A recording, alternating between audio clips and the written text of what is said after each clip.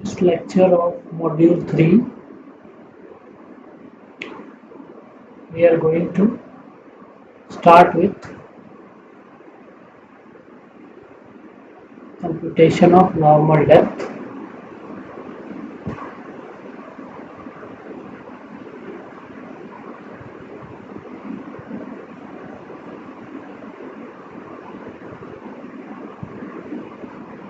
So, normal depth we represent it with y naught. Okay, what is normal depth? It is the depth of flow at which a given discharge flows as uniform flow in a given channel. Okay, so here we will calculate normal depth for different cross sections of channel. Let us start with a rectangular channel, wide rectangular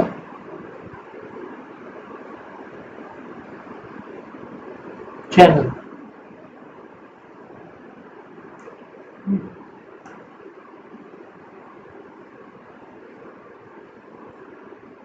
मान लेते हैं ये इसका cross section है,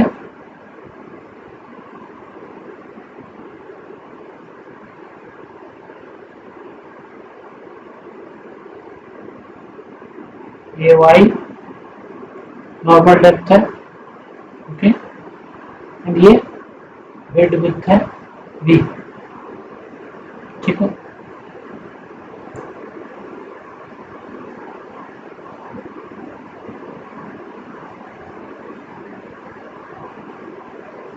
area कितना हो जाएगा इसका v into y naught and then wetted perimeter कितना हो जाएगा इस सेक्शन का,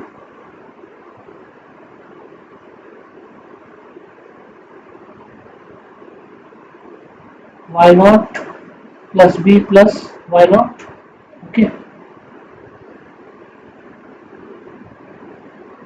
ये हो जाएगा b plus 2y naught. Hydraulic radius r कितना हो जाएगा फिर, r equal to area by perimeter, that means b y naught upon b plus 2y naught, ठीक। ये चीज क्या हो जाएगा y naught upon 1 plus 2y naught by b, ठीक है।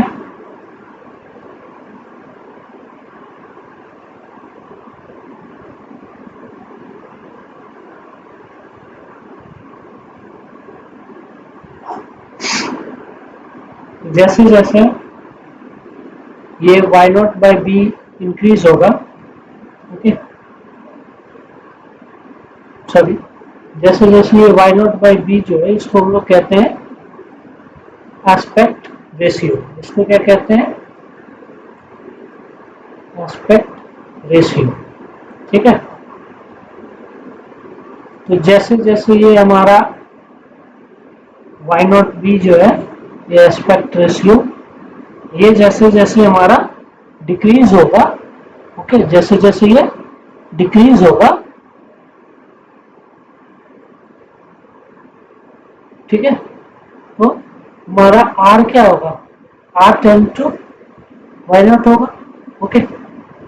इसमें अगर देखें ये चीज क्या है, ये फंक्शन जितना छोटा होगा, ठीक है, जितना ज्यादा छोटा होगा ये, ओके, तो r हमारा क्या होगा, नियर अबाउट वाई नॉट होगा, उतना y की नॉट के करीब होगा, दैट मीन्स जैसे जैसे ये अगर y naught by b zero की तरफ अप्रोच करेगा, ठीक है, तो जीरो तो पॉसिबल नहीं है कि जीरो हो, ठीक।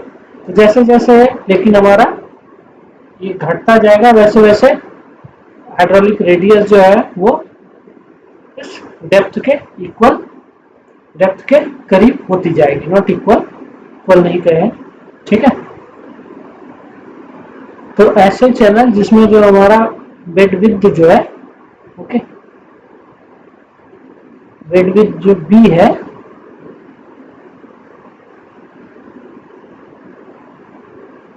ठीक है, वो क्या हो, कंपेयर टू डेप्थ जो हो बहुत लार्ज हो, ठीक है। तो ऐसे चैनल को हम लोग कहते हैं वाइड रेक्टेंगुलर चैनल, ठीक। ऐसे चैनल्स में क्या होता है कि हमारा जो हाइड्रोलिक रेडियस होता है वो नियर अबाउट जो डेप्थ ऑफ फ्लो है, ठीक है, उसके इक्वल होता है, ठीक है।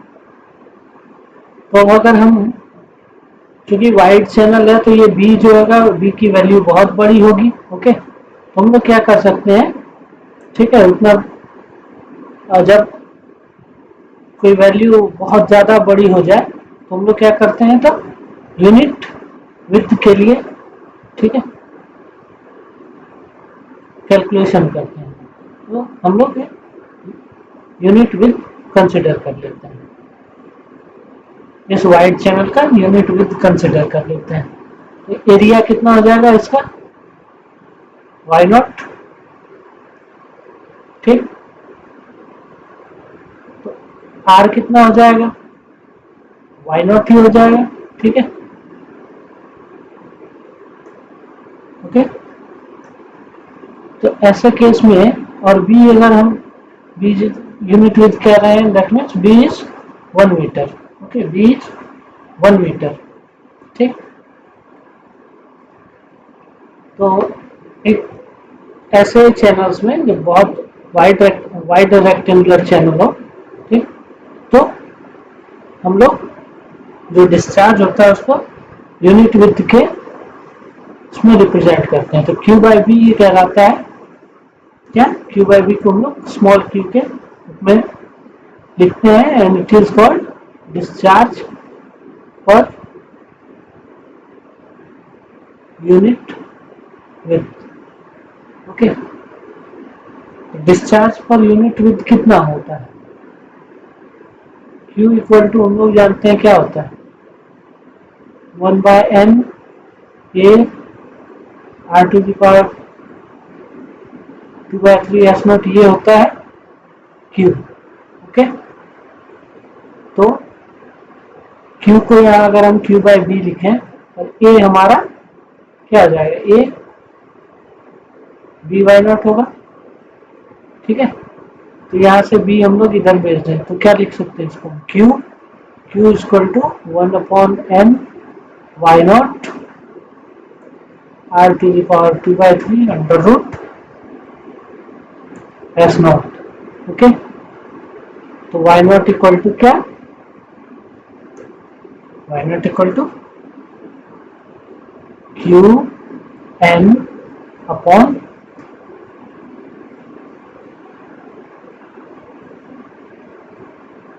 सॉरी ये आर भी तो वाई नॉट ही हो गया ना, ओके, सॉरी सॉरी, ओके, कर देंगे अभी। तो ये R, R power 2/3 into under root S naught, ये आर क्या, R is equal to y naught, यहाँ से सबसे नीचे अगर हम देखें यूनिट विथ कंसीडर किया हमने तो R is equal to y naught, ठीक है। तो ये क्या हो गया, y naught power 5/3, this is equal to Q n upon under root S naught, okay. तो वाई नॉट कितना हो गया, Q n upon under root S naught power 3/5, ये क्या होता है, normal depth for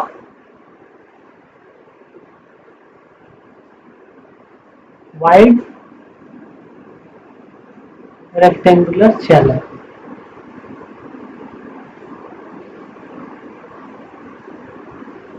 okay. Wide rectangular channel जो होता है जनरली,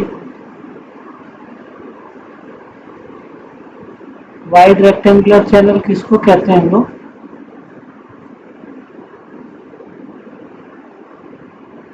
जब ये y0/b जो है, ठीक है, ये क्या हो, less than 0.02, that means aspect ratio अगर 0.02 से कम है तो वैसे हम लोग रेक्टेंगुलर चैनल को वाइड रेक्टेंगुलर चैनल कहते हैं, ठीक है।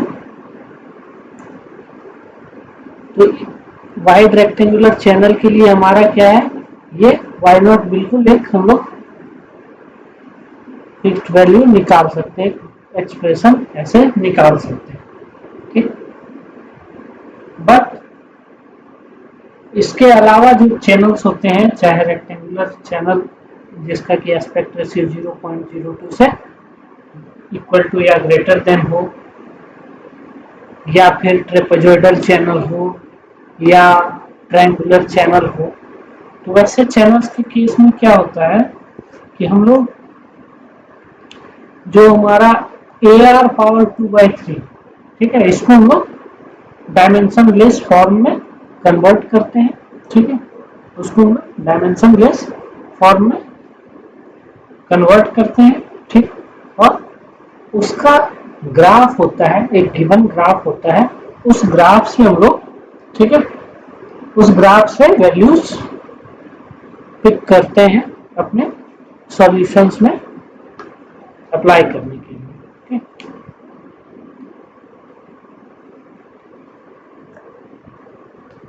तो जनरली हमारा जो प्रॉब्लम्स होता है अंडर ग्रेजुएट लेवल पे वो वाइड रेक्टेंगुलर चैनल से ही जुड़ा होता है, ठीक है।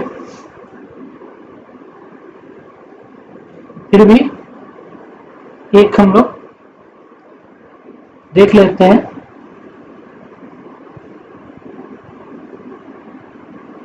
Rectangular channel with y0/b greater than equal to 0.02, ठीक है, ठीक। तो हम लोग क्या जानते हैं, Qn upon under root S0 is equal to AR power 2/3, okay. AR power 2/3 को हम लोग क्या लिख सकते हैं, एरिया को b/0 और r क्या होता है a/p, ठीक है। तो ऊपर हमारा क्या हो जाएगा b/0 अपॉन पावर 5/3, नीचे b प्लस 2/0, डायग्राम वही कंसीडर करना है, ठीक है, डायग्राम वैसा ही कंसीडर हम लोग कर लेते हैं, ठीक। बट बस ये समझना है कि इसमें एस्पेक्ट रेशियो जो है वो 0.02 से ज़्यादा है, okay.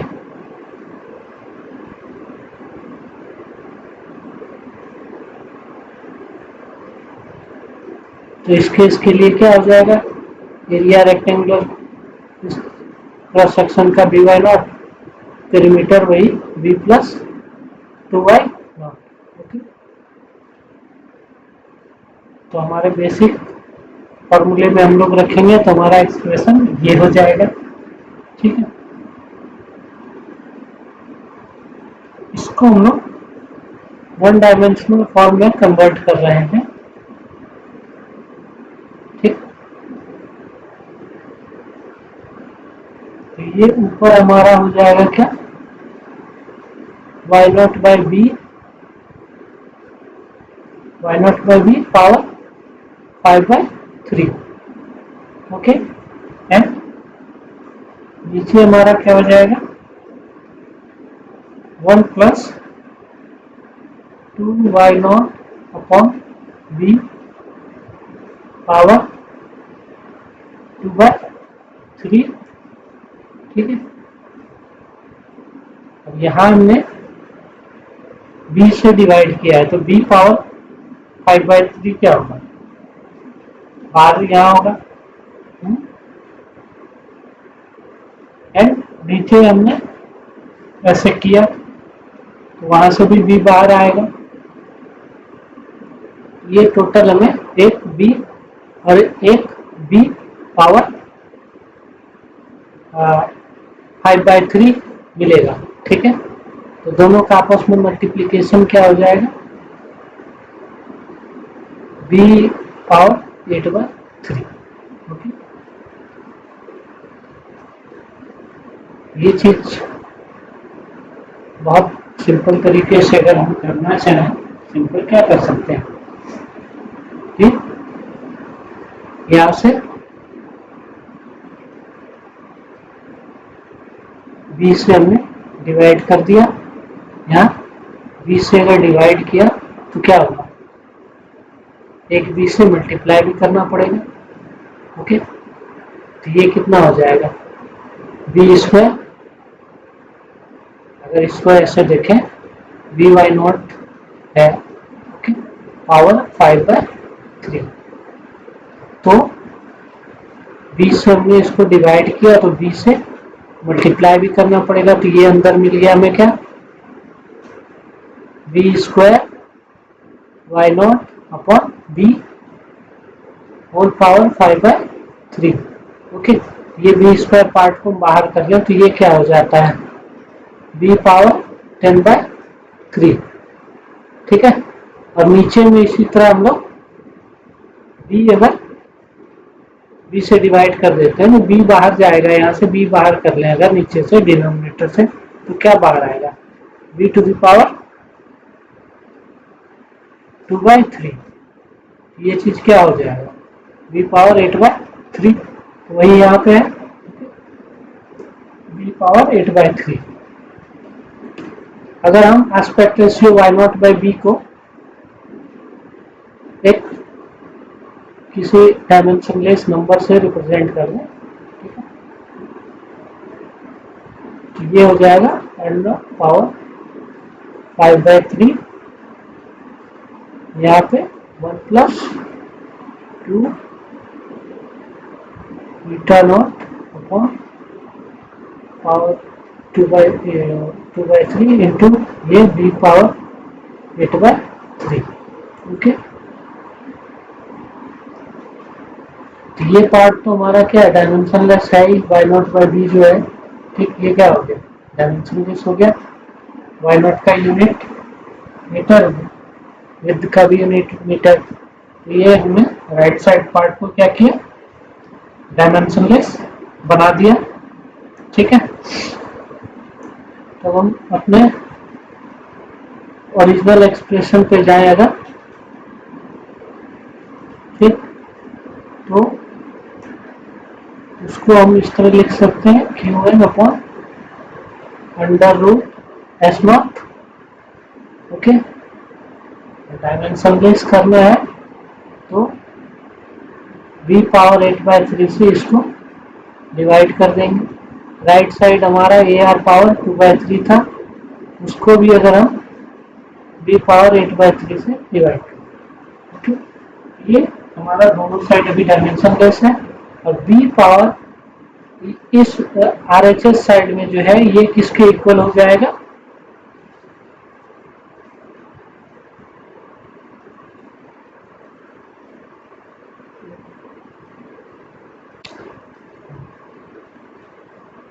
this will be equal to what, ये beta not upon 5 power 5/3 divided by 1+2 beta not power 2/3। ठीक है, इसको हम लोग सिंपली अगर लिखें तो ऐसे लिख सकते हैं, ये n0 का फंक्शन है। ओके, तो ये जो फाई फंक्शन जो है n0 का, जो ये फंक्शन है वो वर्सेस n0, इसका जो है, ठीक है, नॉन डायमेंशनल ग्राफिकल सॉल्यूशन मिलता है, ठीक, वहां से हम लोग पिक करके, ठीक है, ये कितना नॉर्मल डेप्थ होगा वगैरह वगैरह फाइंड आउट करते हैं।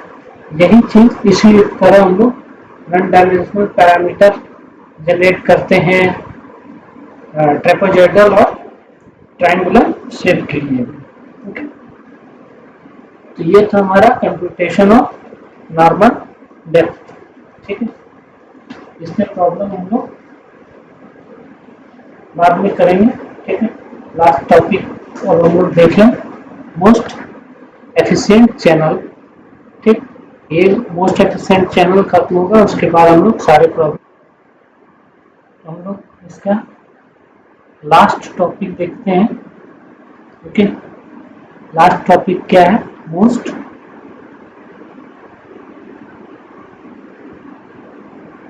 इकोनॉमिक चैनल, या इसी चीज को कहा जाता है हाइड्रोलिकली मोस्ट एफिशिएंट चैनल,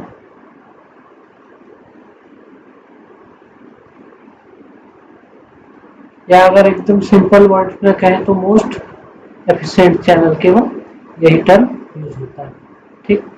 तो इसको समझने के लिए सबसे पहले हम अगर देखें, हमारा बेसिक जो इक्वेशन था वो क्या था? Q का, Q equal to uniform flow का बेसिक इक्वेशन यही था, 1/n AR power 2/3 under root S0, ठीक है, जिसको हमने क्या लिखा था? K अंडर रूट S0, और K इक्वल टू क्या लिखा था? 1/n AR पावर 2/3, और इसको हमने क्या कहा था? Conveyance of channel. और कन्वेयंस क्या रिप्रेजेंट करता है? तो it represents discharge capacity of the channel और यूनिट लॉन्गिट्यूडिनल स्लोप, और यूनिट लॉन्गिट्यूडिनल स्लोप, यही था हमारा क्या? कन्वेयंस। ओके, तो जब हम हाइड्रोलिकली मोस्ट एफिशिएंट चैनल की बात करते हैं, ठीक है, तो उसमें कन्वेयंस जो है, ठीक, वो क्या है? बहुत ही इंपॉर्टेंट होता है, ठीक है। तो कन्वेयंस जो है वो इंक्रीज करता है किसी गिवन एरिया, चैनल का सेक्शन का गिवन एरिया है, ठीक है, और उसके पेरीमीटर में अगर डिक्रीज हो तो कन्वेयंस क्या होता है? इंक्रीज करता है। कैसे?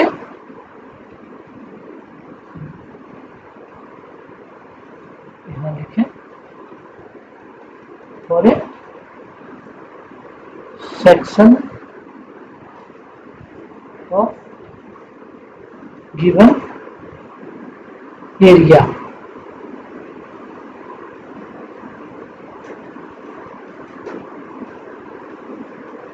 conveyance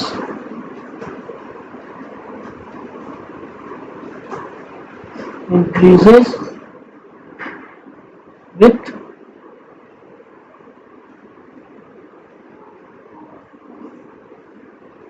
decrease in perimeter, okay, with decrease in perimeter। Perimeter जब भी हम कहेंगे तो यहाँ मतलब होगा वेटेड पेरीमीटर से, ओके। तो ये कैसे होता है? तो हम अगर देखें कन्वेयंस के फॉर्मूले को, K is equal to 1/n A and let us write R as A to the power 2/3 and P to the power 2/3, ठीक। तो क्लियर है कि अगर A गिवन हो, A क्या हो? फिक्स रहे, ठीक है, A अगर फिक्स है एंड एन भी फिक्स ही होगा गिवन, अगर जिस सेक्शन की बात करेगा तो एन भी फिक्स ही होगा। ओके, अगर ये वैल्यू डिनोमिनेटर की वैल्यू अगर डिक्रीज करेगी तो ऑब्वियस क्या है कि ओवरऑल जो इस फंक्शन का वैल्यू होगा वो इंक्रीज करेगा। ठीक है, तो इसका क्या मतलब हुआ कि अगर किसी चैनल सेक्शन का, अगर उस चैनल सेक्शन का पेरीमीटर मिनिमम है, ठीक है, किसी गिवन एरिया के लिए, ठीक, तो जो फ्लो है वो मैक्सिमम वैल्यू ऑफ कन्वेयंस देती है, यानी maximum discharge per unit longitudinal slope देती है। तो किसी अगर हम चैनल की बात करें जब, ठीक है, किसी चैनल की बात करें तो उसमें क्या होता है, एस क्या होता है, फिक्स ही रहता है। ओके, एस क्या होता है, फिक्स रहता है। रफनेस कोफिशिएंट एन भी फिक्स ही रहता है, एरिया भी फिक्स ही रहता है। ठीक, तो ये तीन चीजें अगर फिक्स कर दें हम लोग तो मिनिमम पेरीमीटर सेक्शन जो होगा, ठीक है, वो क्या रिप्रेजेंट करेगा, हाइड्रोलिकली एफिशिएंट सेक्शन रिप्रेजेंट करेगा, क्योंकि यह क्या करेगा, मैक्सिमम कन्वेयंस देगा। ठीक है, कन्वेयंस मतलब मैक्सिमम डिस्चार्ज प्रोवाइड करेगा। ठीक है, तो इसको अगर हम मोस्ट इकोनॉमिक चैनल किसको कहेंगे, कि ऐसा सेक्शन, ठीक है, जिसमें कि गिवन एरिया के लिए मिनिमम पेरीमीटर, ठीक है, मिनिमम पेरीमीटर मैक्सिमम डिस्चार्ज दे। ठीक, तो वैसा सेक्शन क्या कहलाएगा, हाइड्रोलिकली मोस्ट एफिशिएंट चैनल या मोस्ट इकोनॉमिक चैनल। ठीक है, तो रेक्टेंगुलर क्रॉस सेक्शन होता है, ट्रेपेजॉइडल होता है, सेमी सर्कुलर होता है, ठीक है, ट्रायंगुलर भी होता है। ओके, तो इन सारे सेक्शंस में, ठीक है, जो हमारा सेमी सर्कुलर शेप होता है वो सबसे ज्यादा एफिशिएंट होता है। ठीक,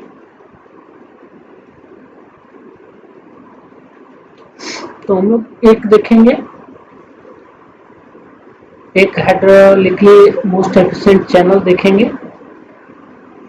ठीक, उससे समझेंगे कंसेप्ट ये। ठीक है,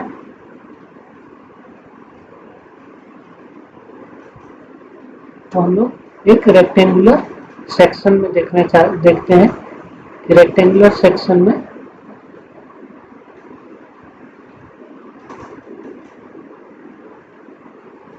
हाइड्रोलिकली मोस्ट एफिशिएंट होने का क्या कंडीशन है। ठीक,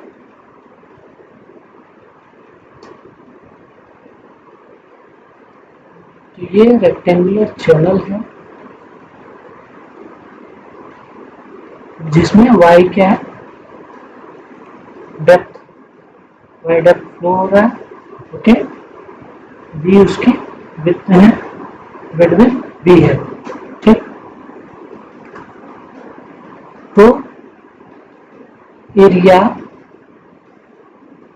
ए क्या होगा, मोस्ट, जब हम एफिशिएंट चैनल की बात कर रहे हैं मतलब एरिया क्या होना है, कांस्टेंट रहना है। तो एरिया कितना, b into y. Okay, then wetted perimeter,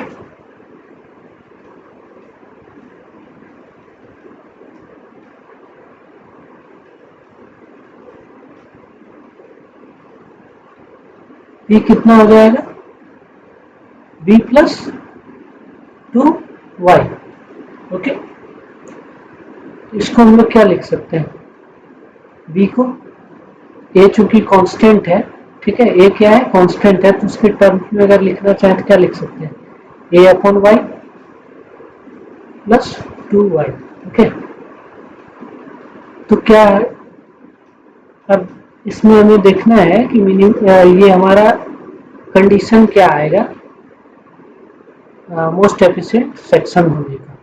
तो हम क्या जानते हैं कि for most economic section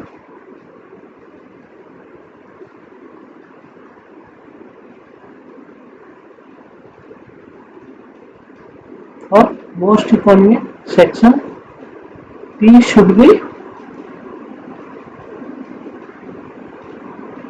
minimum for a given A. Okay, given area के लिए P क्या होना चाहिए, मिनिमम होना चाहिए। ठीक है, तो मिनिमम चेक करने के लिए क्या करेंगे हम लोग, डिफ्रेंशिएट करेंगे। वेरिएबल पार्ट क्या है, डेप्थ ही है।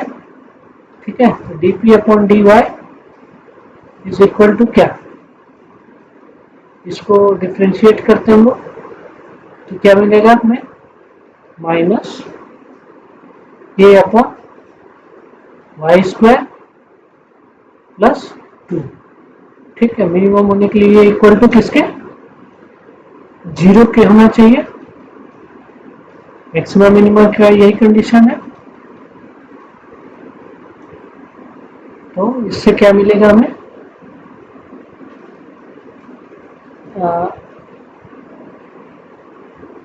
a upon y square is equal to 2,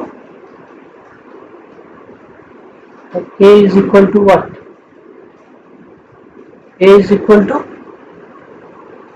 b into y, यही है, अपॉन वाई स्क्वायर, चूंकि this should be equal to 2, that means y गया या b is equal to 2y। तो जब हम मोस्ट इकोनॉमिकल की बात करते हैं, ठीक है, तो हम लोग यहाँ पे सब्सक्रिप्ट लगा देते हैं, ये बताता है most economical condition. Okay, b should be equal to, जो बेड विड्थ होनी चाहिए वो क्या होना चाहिए, डेप्थ का डबल होना चाहिए।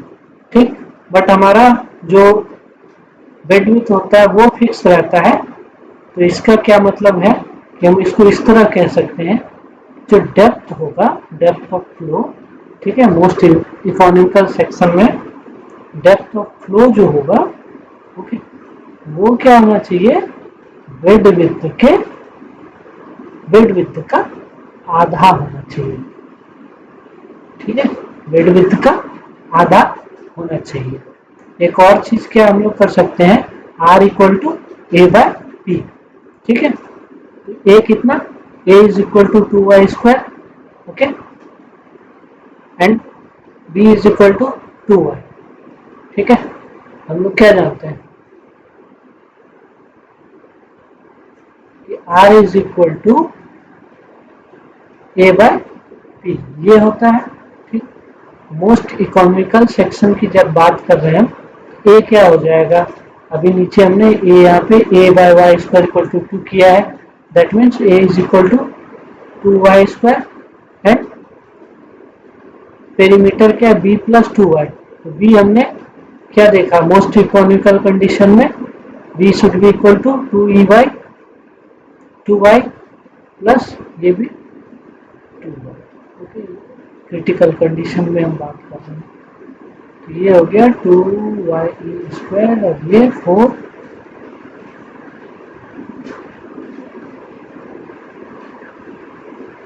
तो यहां से हमें क्या पता चला, r should be equal to y upon 2।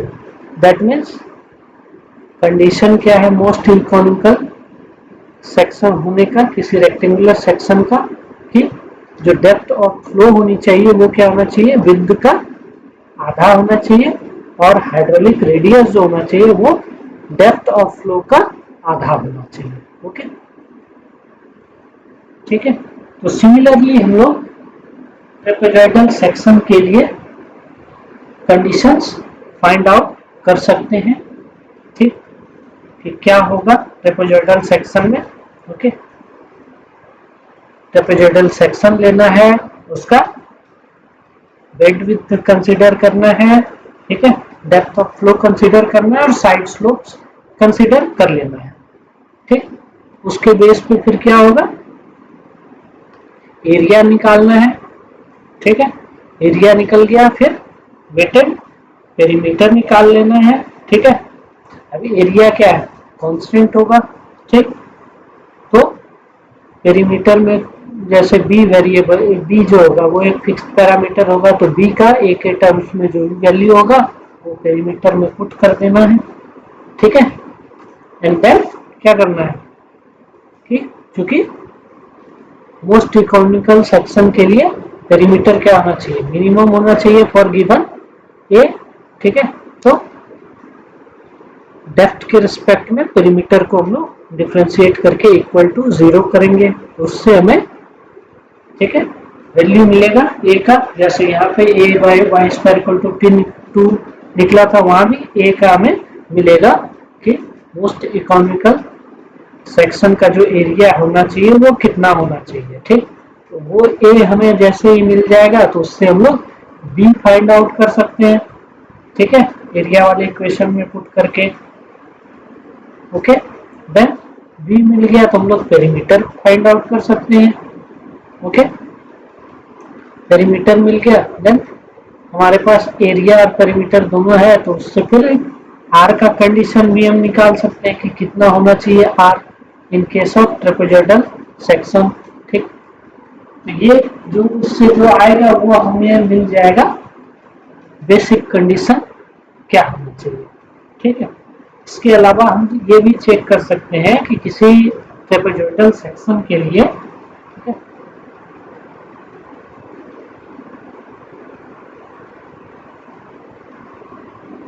किसी ट्रेपेजॉइडल सेक्शन के लिए ये जो डेप्थ ऑफ फ्लो है ना, ये क्या करता है, साइड्स पे सेमी सर्किल क्रिएट कर देता है।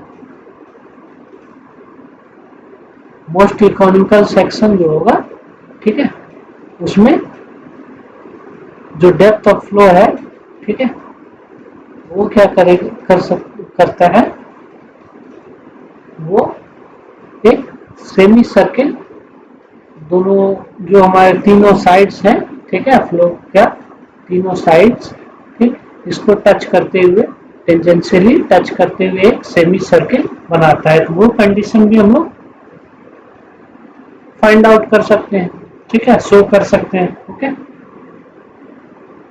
देन एक और होता है कि इसमें ये साइड स्लोप कितना होगा। ओके, ये जो साइड स्लोप है, ठीक है, इनिशियली तो हम मान लेते हैं suppose 10 horizontal to 1 vertical. Okay, ये मान के हम लोग कैलकुलेशन कर देते हैं। बट अगर हम बात करें कि मोस्ट एफिशिएंट स्लोप क्या होना चाहिए, बेस्ट साइड स्लोप क्या होना चाहिए, तो उस केस में क्या करेंगे, जो हमारा पेरीमीटर का इक्वेशन है, ठीक है, पेरीमीटर का जो हमें इक्वेशन मिलेगा सॉल्व करके, जो हम कंडीशंस फाइंड आउट करने के बाद जो हमें पेरीमीटर का फाइनल इक्वेशन मिलेगा, उसको अगर हम एम के रिस्पेक्ट में, ठीक है, स्लोप के रिस्पेक्ट में अगर हम डिफ्रेंशिएट करके इक्वल टू 0 कर दें, ठीक, तो उससे जो हमें मिलेगा, ठीक है, स्लोप का बेस्ट वैल्यू मिल जाएगा। Okay, for trapezoidal case it is 60 degree. ठीक है, ये जो होना चाहिए स्लोप, ये 60 डिग्री एंगल होना चाहिए। ये जो एंगल है ये बेस्ट सेक्शन में क्या होता है, 60 डिग्री होता है। ओके,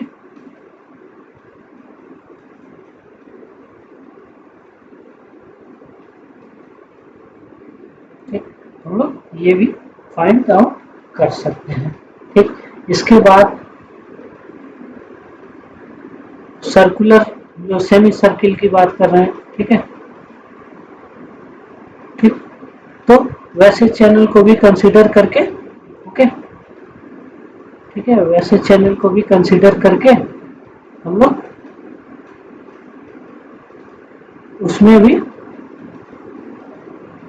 जो मोस्ट इकोनॉमिकल कंडीशन होगा, ठीक है, या बेस्ट कंडीशन, ठीक, वो फाइंड आउट कर सकते हैं। सिमिलर प्रोसेस है, एरिया निकालिए, पेरीमीटर निकालिए, एंड जो कंडीशंस हैं उसके आधार पे पी को मिनिमम कीजिए तो वैल्यूज हमें मिल जाती हैं। ओके, तो ये असाइनमेंट में प्रॉब्लम रहेगा, ये डेरिवेशंस। ओके, अब इसके नेक्स्ट क्लास में हम लोग जो भी प्रॉब्लम्स है इस मॉड्यूल से जुड़े हुए वो सारे प्रॉब्लम्स हम लोग देखेंगे।